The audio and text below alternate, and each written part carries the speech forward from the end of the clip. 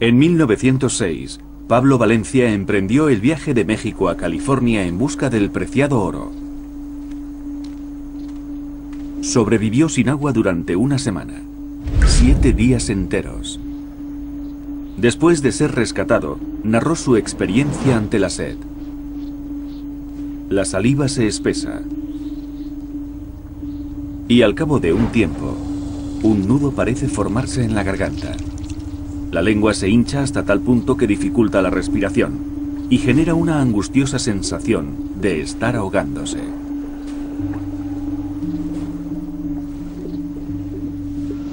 Parece que te va a estallar la cara debido a la tirantez de la piel, y mucha gente sufre alucinaciones. Los párpados se agrietan y los ojos empiezan a secretar lágrimas de sangre. Cuando Pablo Valencia fue encontrado, tenía la piel color gris púrpura. Parecía llena de arañazos, pero no había rastro de sangre. Le habían desaparecido los labios como si se los hubieran amputado. La nariz se le había reducido a la mitad y tenía la mirada fija en unos ojos sin párpados. Este documental no pretende concienciar sobre la supervivencia del medio ambiente, sino sobre nuestra propia supervivencia. Porque sea cual sea nuestra opinión sobre medio ambiente, política o religión, independientemente de la raza, el sexo o la clase social, el que pase una semana sin beber agua, llorará lágrimas de sangre.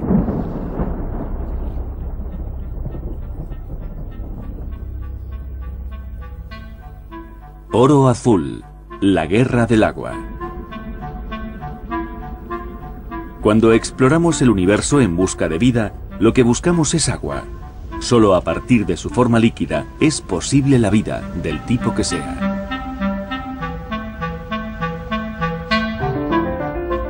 El planeta azul.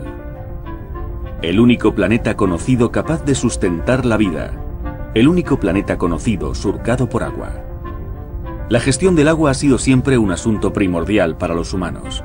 Los egipcios dependían absolutamente del río Nilo. Y los romanos utilizaron técnicas de ingeniería para suministrar agua a sus ciudades. Las antiguas sociedades apreciaban el agua, construían sus vidas en torno a ella e incluso la veneraban como a una diosa. Por una razón desconocida, entre el año 800 y el año 1000, el cambio climático agotó casi todo el suministro de agua del pueblo maya. Los agricultores se vieron obligados a desplazarse al interior de la selva tropical. Pero no había agua suficiente para los cultivos y los árboles. Las selvas murieron. El suelo se erosionó. La humedad del aire descendió. El abastecimiento de alimentos se redujo. Los líderes maya rogaron al dios de la lluvia, pero la estación húmeda trajo muy poca agua. El ciclo hidrológico se había roto. A medida que el agua y los alimentos cobraban más importancia para los mayas, menguaba el grado de civilización en las ciudades. La gente regresó a los bosques para empezar una nueva vida. Tenían la esperanza de encontrar alguna cuenca de agua. Pero no fue así. La crisis.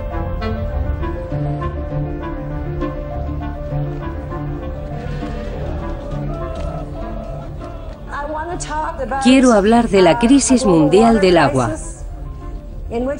Sabemos que el mundo se está quedando sin agua. Se suponía que no iba a pasar porque ya habíamos aprendido la lección. No sé si es en tercero o en sexto curso, pero nos enseñan que esto es un ciclo.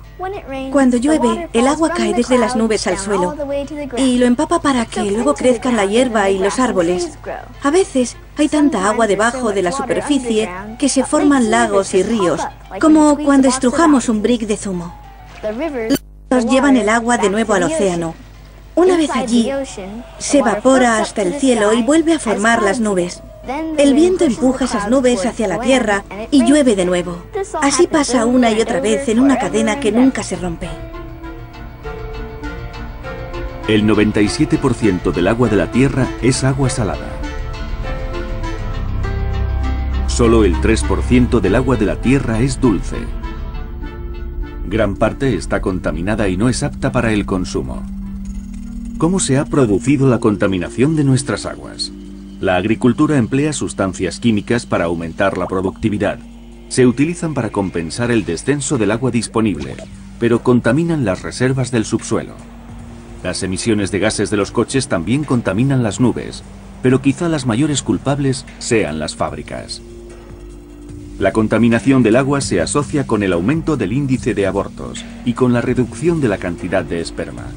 Es un problema tan grave que el gobierno malayo propuso aplicar la pena de muerte a quien contaminase el agua.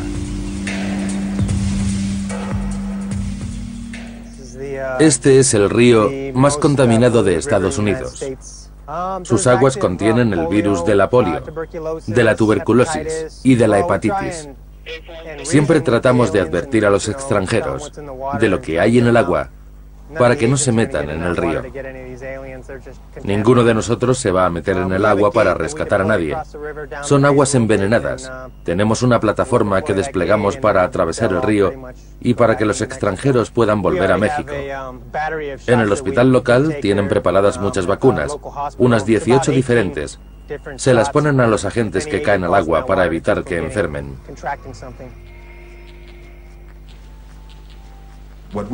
Es un río muy contaminado por culpa de los humanos.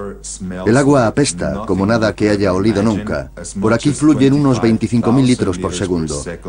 El río va hacia el noroeste, donde están los campos de cultivo. Y esos productos son los que se consumen después en Ciudad de México. De modo que estamos siendo envenenados. Las aguas fecales regresan a nosotros en forma de comida. Estamos contaminando y agotando las existencias de agua dulce.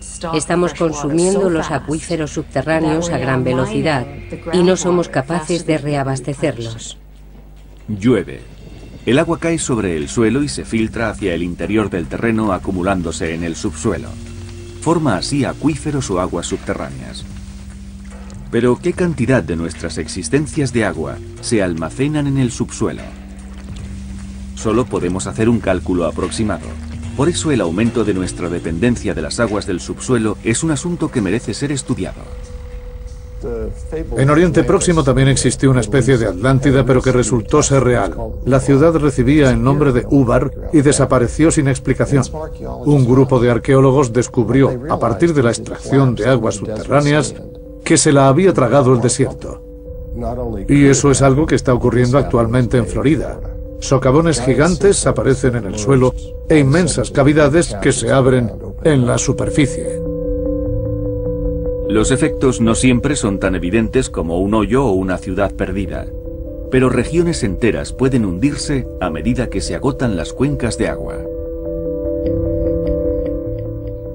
Han extraído el resto del agua que quedaba bajo la ciudad. La ciudad se está hundiendo literalmente y las iglesias empiezan a inclinarse. El hombre lleva más de 1000 años ideando formas de aprovechar el agua del subsuelo. La diferencia ahora es la tecnología. En la actualidad, podemos extraer 113.000 millones de litros de agua subterránea al día. Fabricar un coche de gama media supone unos 350.000 litros de agua. De 2 a 7 barriles de agua por cada barril de petróleo. Un microchip, 32 litros. La comunidad agrícola empezó a explotar los acuíferos cuando aún no había demanda sobre este recurso. Actualmente, la ley les permite utilizar cantidades limitadas. Cuando extraemos agua para el riego, parte de ella vuelve a filtrarse al terreno en lo que se llama recarga o flujos de retorno. Mientras no extraigamos más agua de la que se recarga, estaremos utilizándola de un modo sostenible. El problema es que extraemos hasta 15 veces más agua del subsuelo de la que regresa a él, y eso es la causa de la actual crisis. La gente no asume que el mundo se está convirtiendo en un desierto. En muchos lugares los desiertos se han extendido. Nuestros suelos se erosionan. Los vientos, las inundaciones y la sobreexplotación de los pastos provocan daños en la superficie de la tierra, y la endurecen hasta el punto de dificultar el filtrado del agua. Nuestra fuente de vida se va a través de los sistemas de alcantarillado y de los ríos y llega directamente a los océanos. En la tierra desaparece la humedad y la vida.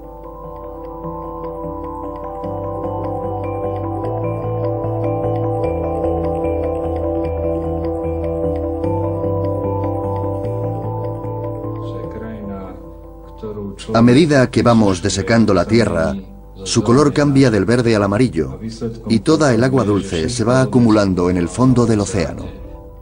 Las inclemencias del tiempo. Mientras el océano es un mundo de huracanes y tempestades, en el interior la tierra cada vez recibe menos lluvia y las tormentas son tan violentas que solo erosionan más el suelo.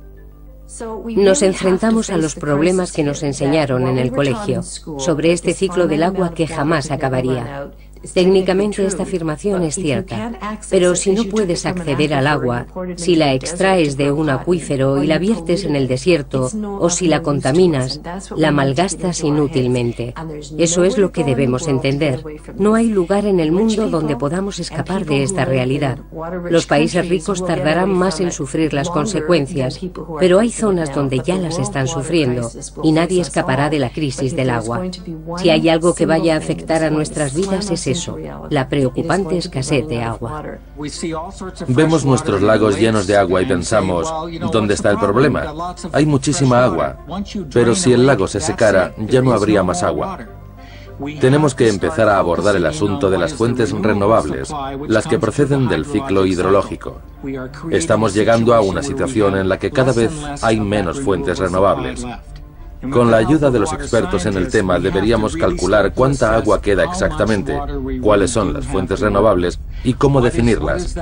Esa es realmente la tarea más urgente, averiguar cuáles son los límites y respetarlos.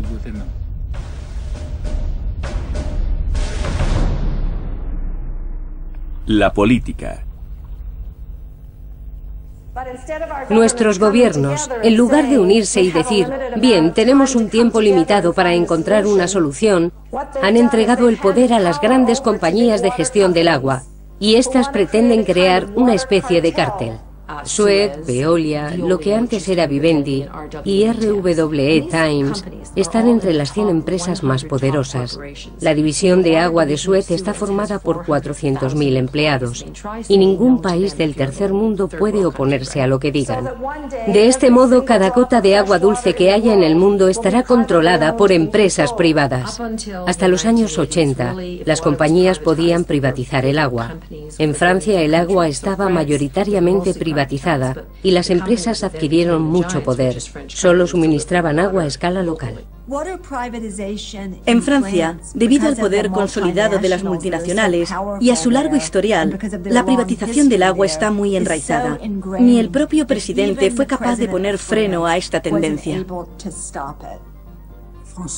En un momento de su mandato, François se vio atrapado en esa especie de dictadura económica y, aunque lo intentó, no pudo finalmente nacionalizar las compañías de agua. Por encima de él, había un sistema muy poderoso y muy ambicioso, una máquina sin alma. En la década de los 80, Margaret Thatcher subió al poder y con ella la revolución de su gobierno.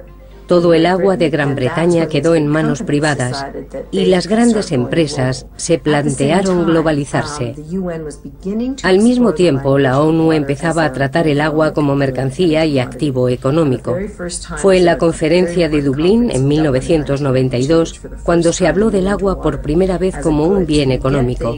Allí nació la idea de economía de mercado Thatcher-Reagan. Las empresas estaban deseando despegar porque, hasta el momento, suministraban a escala nacional, y la ONU también declaró que se podía cambiar el concepto del agua. Se dio la convergencia de ambas circunstancias. Se crea entonces el Banco Mundial para dar estabilidad financiera y fomentar el crecimiento de los países pobres. En teoría, el banco recaudaría dinero de los países ricos para invertirlo en acciones de desarrollo. Sin embargo, el banco se ha unido a las 3 grandes compañías privadas de Europa para abrirse camino en los países en desarrollo. El Banco Mundial pensaría, a cambio de la condonación de la deuda, queremos privatizarles el agua. Buenos Aires, Argentina. Comprador, Suez. Puerto Rico. Comprador, Veolia. Yakarta, Indonesia. Comprador, RWE Thames. Santiago, Chile. Comprador, Veolia World Trade Organization. La Organización Mundial del Comercio propone unas normas que implantan un nuevo marco constitucional. Está dirigido por lo que llamamos el Quad y engloba a Estados Unidos, Canadá, la Unión Europea y Japón. El Quad toma todas las decisiones relevantes. Sus empresas determinan la agenda, deciden cuándo se celebran las reuniones y cuentan con miles de policías para sofocar las revueltas. Los agricultores convocaron una manifestación. El secretario del Sindicato de Agricultores surcoreano era un hombre llamado Kyung Hae. Procedía de una comunidad devastada y la gente ya se estaba matando entre vecinos. Kyung Hae trepó por la barricada de la policía. Llevaba un cuchillo en la mano y se lo clavó en el corazón. Cayó, golpeándose hasta llegar al suelo. Murió 2 horas después en el hospital, convirtiéndose en un símbolo. Estas reglas para el comercio no son frases escritas sobre un papel, son directrices que afectan a muchas personas. Es el nuevo colonialismo, aunque esta vez no llega en barcos.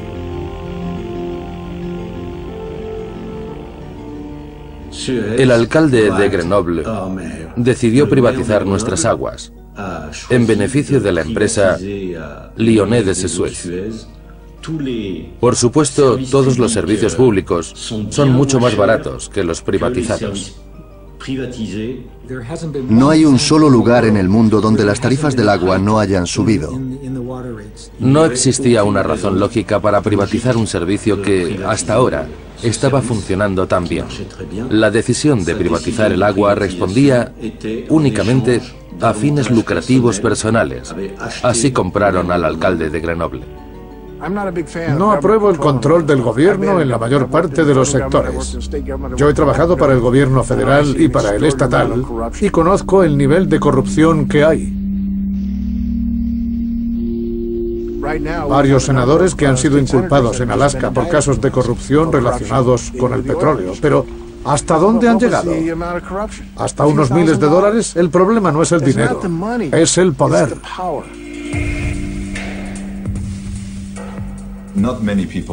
Antes de convertirse en presidente de México, Vicente Fox era el director general de Coca-Cola en Latinoamérica. Así que Coca-Cola recibió una de las concesiones de agua más generosas de todo México durante su gobierno. La gente no sabe hasta qué punto hay una conexión directa entre el gobierno, los recursos de agua y los servicios para las fábricas de su jurisdicción. Quiero ser muy claro con la situación de México. El presidente Fox no nos concedió favores en el asunto del agua, ni en ningún otro asunto relacionado con ella.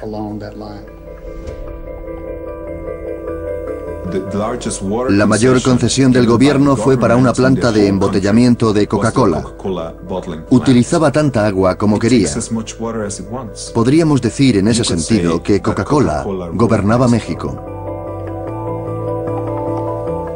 Pensemos, por ejemplo, que Wall Street decide que esta es la mercancía en la que hay que invertir durante los próximos 50 años. A lo lejos hay un final, un horizonte que cada vez está más cerca para el petróleo, pero no para el agua. Al menos una docena de empresas cotizan en bolsa y comercian con agua abiertamente en el mercado de valores. Eso no existía antes y ahora está en pleno apogeo. Los cazadores de agua pretenden encontrar una fuente de agua que explotar y que no cueste mucho dinero purificar. El problema es conseguirla y conservarla. Cada vez que cambia el gobierno de un país, los acuerdos vuelven a negociarse. Y cuando se trata del agua, que es propiedad de alguien con quien tienes un contrato, ya no es mercancía segura. La única manera de que sea segura es fabricarla mediante desalinización. Para algunos, depender de la desalinización en el futuro no es una mala opción. Solo los países ricos, el Banco Mundial o las grandes empresas, o la combinación de los tres, podrían construir plantas desalinizadoras. Lo que realmente sucederá es que las grandes empresas se beneficiarán de las aguas contaminadas. No les interesa que los contaminantes dejen de verterse al agua. Pretenden crear un sistema en el que ellos ofrecerán una carísima tecnología para depurar el agua contaminada. El agua es el producto de un proceso, y ese proceso es propiedad de las compañías. ¿Quiénes acaban dirigiendo las plantas de diésel? El agua es fuente de vida, y esas plantas de diésel son la manera de acceder al agua. Pero si recaen en manos privadas o en manos de los gobiernos, entonces ellos controlarán nuestras vidas.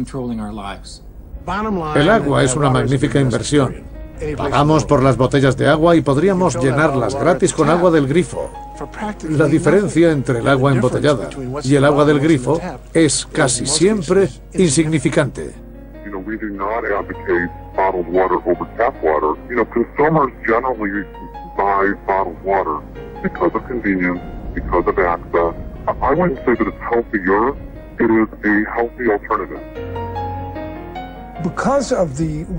Debido a la escasez de agua en todo el mundo, los grandes lagos empiezan a estar en el punto de mira. Nos preocupan nuestras aguas. De hecho, yo creo que son nuestras. No tienen el derecho a quitárnoslas. El fallo de nuestro marco legal es que concede los mismos derechos a las empresas que a los ciudadanos.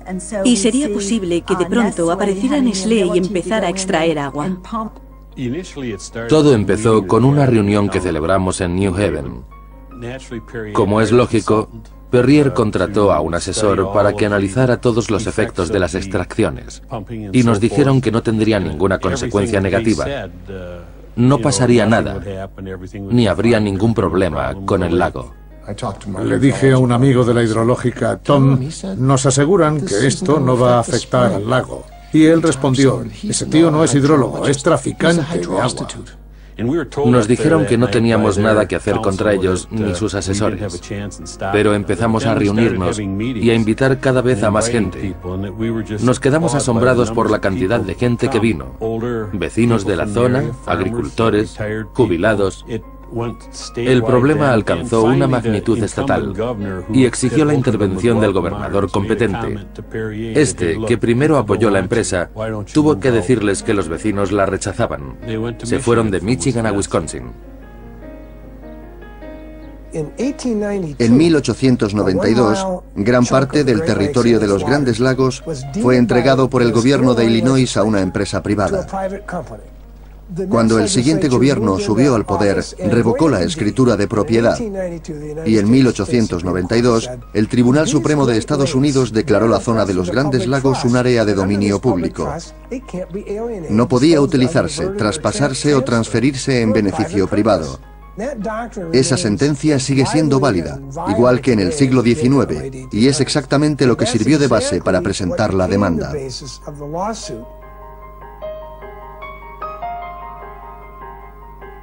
MCWC estaba aún esperando respuesta cuando Nestlé empezó a enviar cartas a los miembros de la asociación. Era gente joven que había manifestado su opinión en la prensa y les advirtieron de que iba a presentar demandas con el objetivo de intimidarlos y silenciarlos. Cuando las empresas demandan a ciudadanos activistas, normalmente se apoyan en argumentos absurdos y suelen perder. Pero eso no evita que el ciudadano tenga que incurrir en cuantiosos gastos por los honorarios de los abogados. Servirse de estas demandas para disuadir a los activistas resulta indignante, pero es una medida totalmente lícita. Me pareció ultrajante, pero... Pretendían intimidar, y su actitud afectó a MCWC como organización y personalmente a mi madre. No me importaba lo que Nestlé pudiera hacerme. Yo luchaba contra ellos y estaba decidida, pero no iba a permitir que nadie se metiera con mi familia, en particular con mis hijos.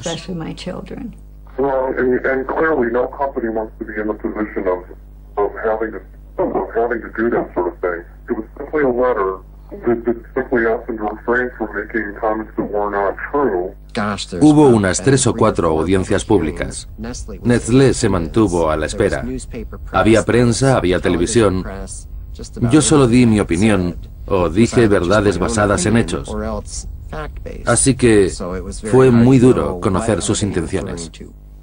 Yo pensé, prefiero morir antes de que se salgan con la suya. Entonces Nestlé vino a Farris a hacer una presentación y mi hijo Chris estaba allí. Me llamo Chris Weir. Pensé que lo mejor era defenderme públicamente y cuanto antes. Recibí una carta que decía que yo, Chris Weir, estaba acusado por hacer declaraciones difamatorias y por calumniar. Es muy duro para una madre vivir eso. Bueno, Chris, si quieres contestar brevemente, pero me gustaría que la gente planteara preguntas sobre el proyecto, no preguntas personales. ¿De acuerdo? Todos los asistentes demostraron su indignación. Chris, al final hablaremos de eso, si tenemos tiempo. Si no hay más preguntas sobre el proyecto o sobre la política del agua y queda tiempo, trataremos ese tema. No me contestaron entonces, ni tampoco más adelante. La demanda nunca se llevó a cabo. Fue una táctica intimidatoria. El juez dijo que si el nivel del agua disminuía, estarían cometiendo una ilegalidad. Y allí se terminó todo. Al menos eso creíamos. Pasó cerca de un año hasta que se celebró el juicio. Creíamos que estaba todo solucionado, pero después de 3 días, resultó que el Tribunal de Apelación admitió el recurso de Nestlé. Nestlé recibió autorización para seguir extrayendo casi 760 litros de agua por minuto. El agua es un bien en demanda, y los que la demandan normalmente no tienen suministro. El suministro se encuentra en otras partes del mundo. La cuestión es, ¿cómo llevarlo al mercado? Esto provoca una lucha, y nosotros estamos entre la población urbana y la rural. Las empresas están constantemente vigilando las tierras de los agricultores. Van de granja en granja preguntando, hola, ¿qué tal? ¿Dedica todo el día a los cultivos? Debe de ser mucho trabajo. ¿Qué le parece si le compramos el agua? Es una tendencia que se implanta cada vez más, a medida que la población se traslada a las ciudades. El agua suele proceder de los campos donde se cultiva nuestro alimento, una práctica realmente torpe. El agua del norte de California se transporta a través de enormes conductos y canales hasta el sur de California y se utiliza para cultivar alfalfa. La alfalfa se transporta en barco a lugares como Japón y allí se emplea para alimentar al ganado, sobre todo al buey de Q.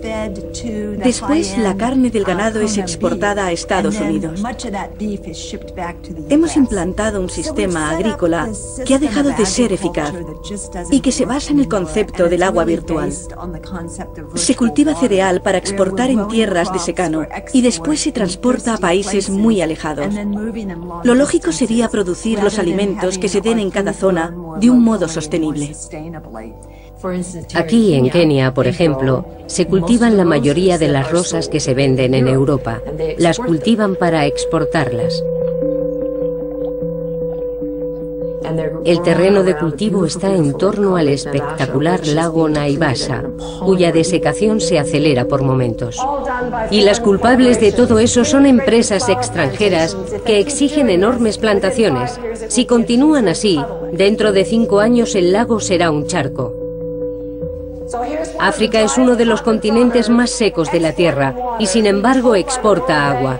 El Banco Mundial les obliga a exportar agua para pagar su deuda.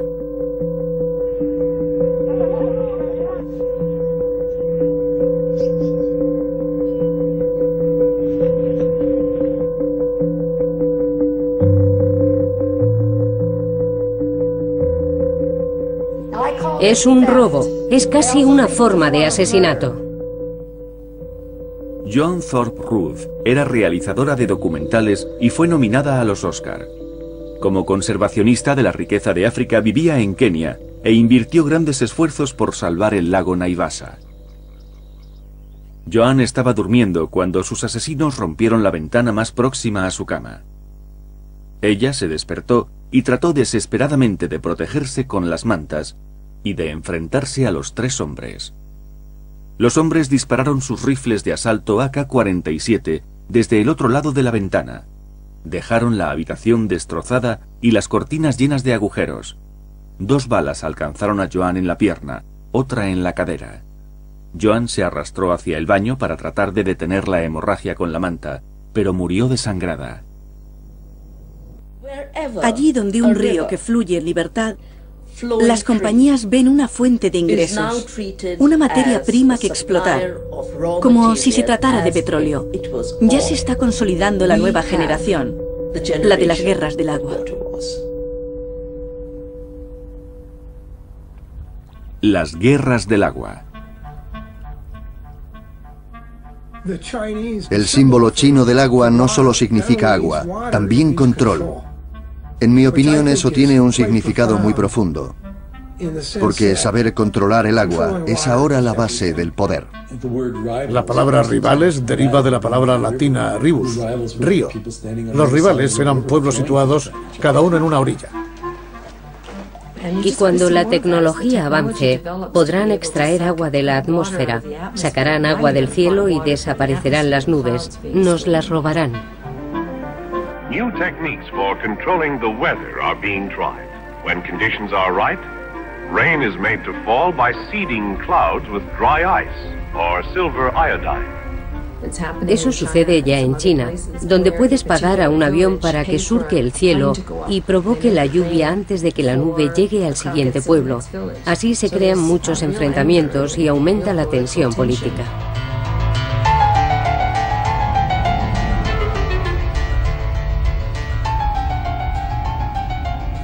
Y el caso de California es peor.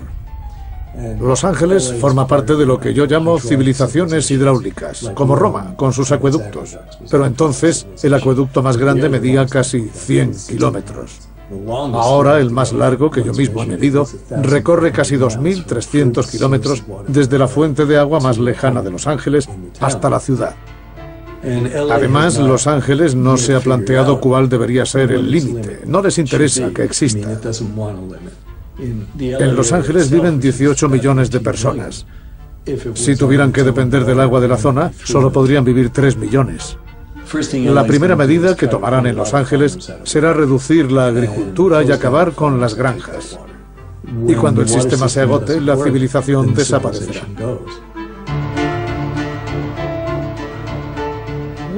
Una de las guerras por el agua más violentas se libra en torno al río Kaveri. El agua es imprescindible para los agricultores de Karnataka y los de Tamil Nadu. Ambos grupos son muy dependientes de las aguas de ese río.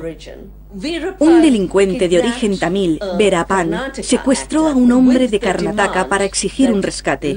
Quería que le pagasen en grandes cantidades de agua para Tamil Nadu. Fue como una partida de ajedrez enmarcada en las guerras del agua. Yo estaba llevando a cabo un estudio de los recursos de la zona. Colaboraba con una universidad y de repente el trabajo que había estado elaborando sobre los conflictos por el agua dejó de tener validez. El problema se presentó ante el mundo como un enfrentamiento religioso, no como un problema de escasez de agua. Así es como se presentan muchos conflictos de este tipo, como problemas religiosos, cuando son luchas por los recursos básicos. Quiero hablar de Bolivia, el país más pobre de Sudamérica. Hace varios años el Banco Mundial se negó a concederles un préstamo de 25 millones de dólares. Era para financiar un programa de una cooperativa de aguas, y Bolivia tuvo que vender sus sistemas de agua a una subsidiaria de Bechtel. Los precios del agua en Bolivia se encarecieron más que los de la comida. Esta historia habla de cómo se levantó el pueblo de Bolivia ante este abuso.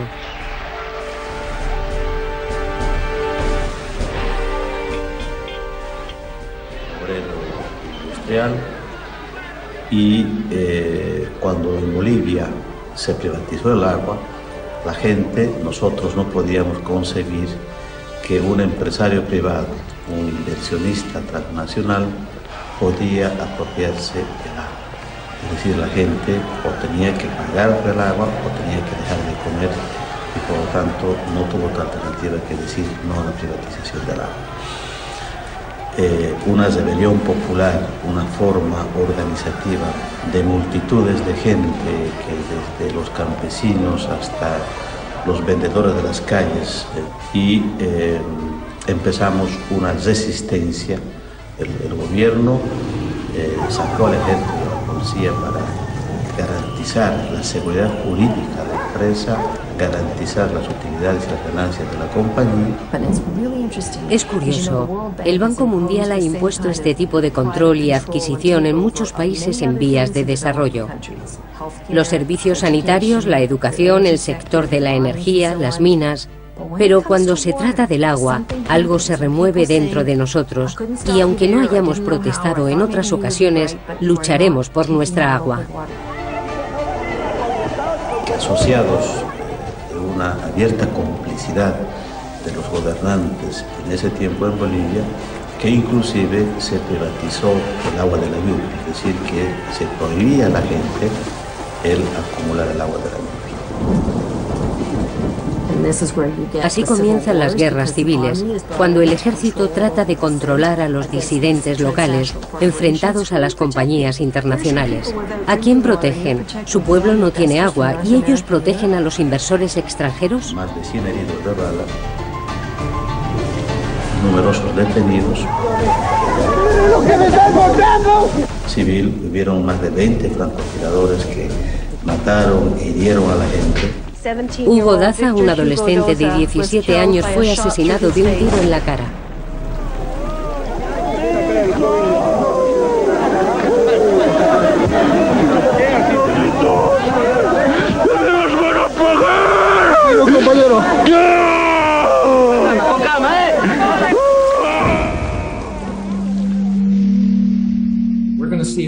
Dentro de poco veremos una fotografía geopolítica completamente nueva y surgida aquí. El mapa mundial se rediseñará y se reescribirá. Ya se han definido las áreas donde el conflicto será potencialmente más intenso, en los próximos 10, 15 o 20 años. Las áreas más ricas en agua de todo el mundo son, ahora mismo, Brasil, Canadá y Rusia. Estas superpotencias empiezan a tomar posiciones. La energía derivada del agua es la garantía para su futuro y para su seguridad militar y comercial. Ellas mismas se están dando cuenta de que deben garantizarse esas futuras fuentes de agua. Estados Unidos está realizando maniobras de entrenamiento militar en la zona de los Grandes Lagos y 80 administraciones de pueblos cercanos han solicitado al gobierno que las suspenda, pero no tienen intención de hacerlo. Yo me impliqué en este asunto en los 80. Canadá estaba negociando un acuerdo de libre comercio y el agua se incluía como un bien. Se acordó que en un periodo de 2 a 5 años, el agua de Canadá llegaría desde el norte del país al medio oeste estadounidense por un acueducto. ¿Quién lo sabía? Querían trasladar esa agua a un megacráter en las rocosas para convertirlo en una especie de inmensa reserva. Nadie se levantó en nuestro país contra Estados Unidos para reivindicar nuestra agua. Estados Unidos consideraría esa protesta muy grave, tanto como si colocáramos misiles a lo largo de la frontera con su país. No tolerarían algo así. En el nuevo marco internacional, donde el agua recibe el mismo trato que el petróleo, la protección de ese bien se garantiza a través de la defensa militar. Parte de Brasil se asienta sobre uno de los acuíferos más grandes del mundo, el Guaraní. Se trata de una de nuestras principales fuentes de agua dulce en el futuro. Recientemente, Estados Unidos ha establecido una base militar justo en la frontera con Paraguay. Como saben, en Estados Unidos también se enfrentan al problema de la escasez de agua, de modo que este asunto cada vez adquiere más importancia en su agenda de política exterior. El exsecretario de Defensa Donald Rumsfeld emprendió una misión secreta a una serie de lugares en Sudamérica, Paraguay entre ellos.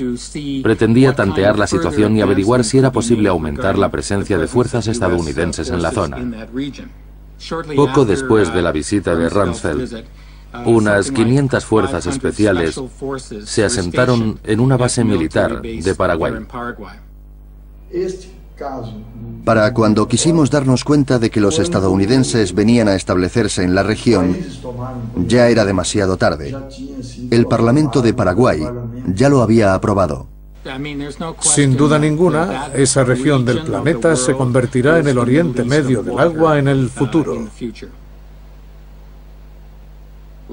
Los estadounidenses se conducen siempre del mismo modo. y principalmente su gobierno abordan todos los problemas desde una perspectiva económica, militar y depredadora. Y cuando se encuentran con algo que no pueden conseguir con palabras, emplean la fuerza. Este enfoque económico a tan corto plazo es el mismo que adoptaron para la guerra de Vietnam y la guerra de Irak. ¿Qué más hace falta? ¿Acaso no han aprendido aún la lección? El camino hacia adelante. Hace unos pocos días, el gobierno boliviano echó a patadas a Bechtel del país.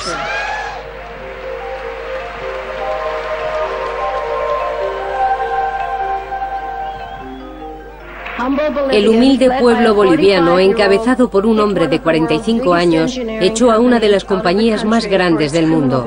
La acusaban de comportamiento criminal. Bueno, 2 días después de la victoria popular, yo tuve la posibilidad de viajar a Washington. Primera vez en mi vida que salí a Estados Unidos. Segunda vez en mi vida que salía fuera de mi país. Este zapatero de Cochabamba, Bolivia, pronunció uno de los discursos más conmovedores que he oído. Solo somos dueños del agua y del aire. The only thing that is ours anymore is our water and our air. Posibilitó la pérdida del miedo que se tiene frente a los poderes constituidos económicos, financieros, políticos y militares. Es que la única fuerza capaz de transformar el mundo, capaz de transformar la sociedad, es esa capacidad de unidad, de organización y de movilización de la gente frente a cualquier poder. El auditorio quedó tan conmovido que no se conformaron con aplaudirle. Se levantaron de las sillas. Fue una ovación impresionante que no terminaba nunca. Fue un momento estelar porque venía de una escabrosa historia, una historia real. Nos estamos quedando sin agua y no tendría que ser así. Pero aún no es demasiado tarde. La Tierra tiene un poder de recuperación increíble. Su capacidad para renovarse es asombrosa. La mejor manera de luchar contra la privatización del agua es garantizar el acceso de todo el mundo al agua. De ese modo se elimina la necesidad de comercializarla.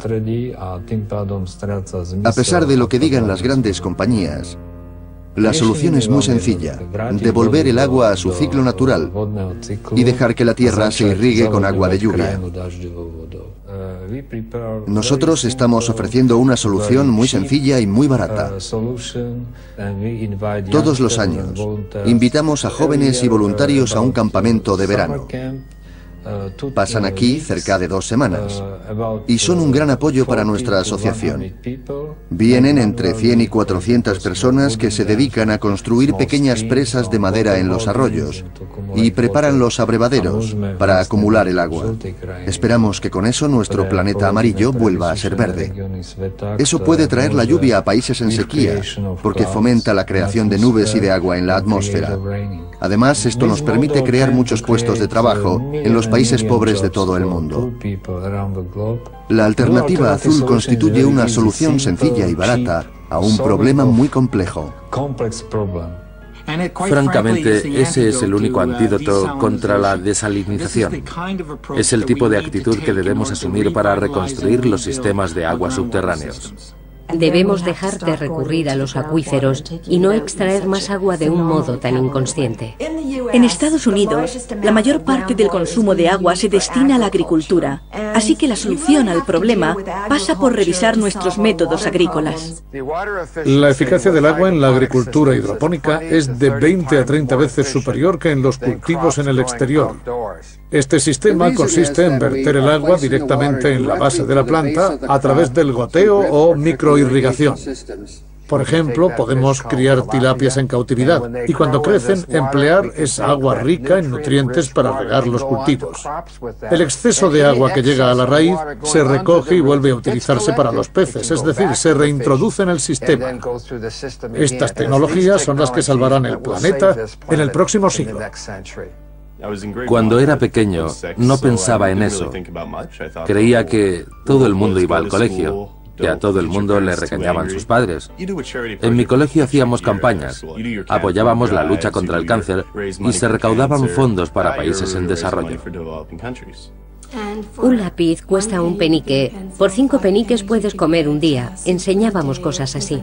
Y entonces dijo que por $70 se podía construir un pozo, pero allí moría mucha gente por carecer de agua potable. Les costaba creerlo, se quedaron perplejos. ¿Cómo te puedes poner enfermo por beber agua? ¿No tienen que beber? Entonces le preguntamos, si no tienen agua corriente, ¿dónde van para conseguirla? Nos dijo que a veces recorrían hasta 3 kilómetros de distancia. Conté los pasos que había desde mi clase hasta la primera fuente, y no había más de 10. Pensamos, qué encanto. Quiere construir el pozo. Vamos a cenar. Era tan pequeño que no nos lo tomamos en serio. Y entonces soltó. Hay personas que mueren porque no tienen agua y no hacéis nada por ayudarles. Unos días más tarde, conseguí que me hicieran caso y me propusieron un modo de ganar ese dinero: cortar el césped. Jamás pensamos que seguiría firme en sus propósitos. Dibujé un termómetro que gradué del 0 al 70. Quería explicarle el tiempo que le llevaría a conseguir esa cantidad. Tardé 4 meses en reunir los $70 y los llevé a una ONG dedicada a construir pozos. Me miraron como diciendo, bueno, cuesta un poco más de $70. Me sentí fatal. Vino muy decepcionado porque construir un pozo no costaba $70, sino 2.000. Me dejó sorprendida y pensé, si en vez de 70 le hubiera dicho 2.000, quizá hubiera tratado de conseguirlos igual. Es demasiado para un niño de 6 años. Empecé a hablar en mi barrio y a recaudar dinero, y creamos la fundación El Pozo de Ryan. Conseguimos recaudar $2 millones que, hasta el momento, han servido para construir 266 puntos de abastecimiento de agua. Hemos ayudado a 500.000 de personas. Todo el mundo da el acceso al agua, por supuesto, pero habría que crear una comisión para los temas relacionados con el agua. Piensen en el cambio climático. Hay grupos trabajando en este campo desde hace 20 años y han tardado mucho en concienciar a la gente y en promover los cambios legislativos imprescindibles para atajar el problema. Y el tema del agua exige el mismo esfuerzo. La ONU debe elaborar una convención que declare el agua un derecho humano y de dominio público. No se le puede negar a nadie por el simple hecho de que no puedan pagarla. Con esta exigencia, llevamos el problema a un plano internacional.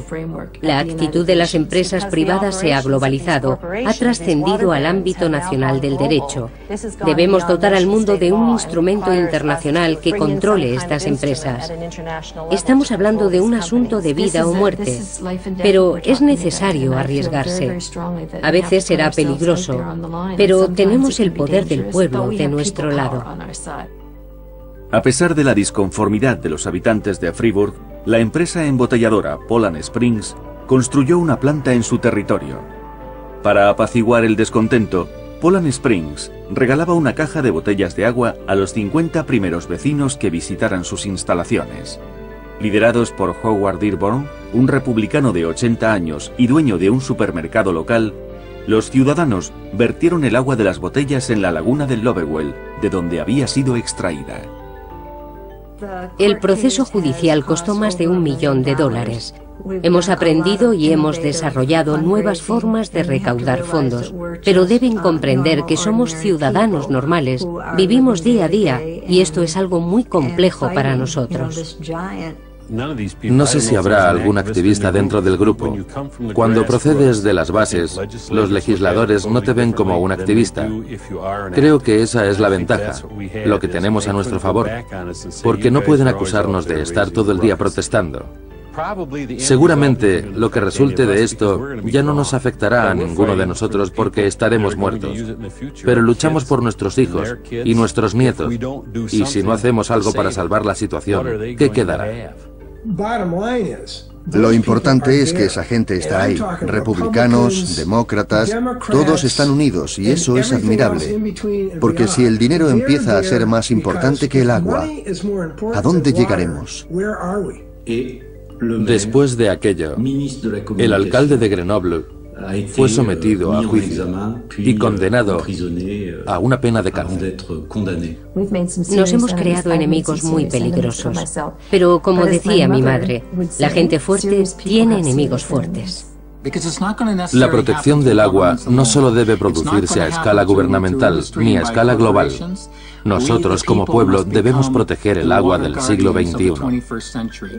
¿De cuánta agua dispongo? ¿Cuánta me pertenece? Deberíamos saber eso, igual que sabemos el nombre de nuestra ciudad.